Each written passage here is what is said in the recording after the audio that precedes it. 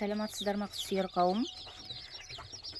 Мынау доминант кросс 109 және доминант мынау кросс D902 балапандары.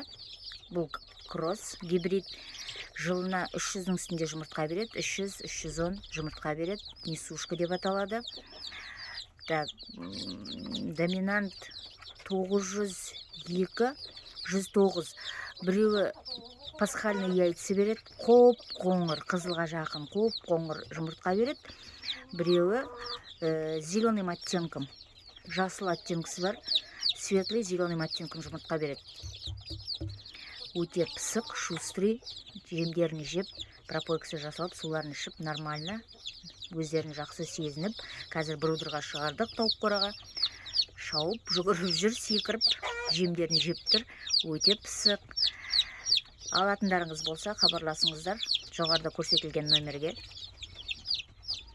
Сау, саламатта болыңыздар, құстарыңыз өсе берсін.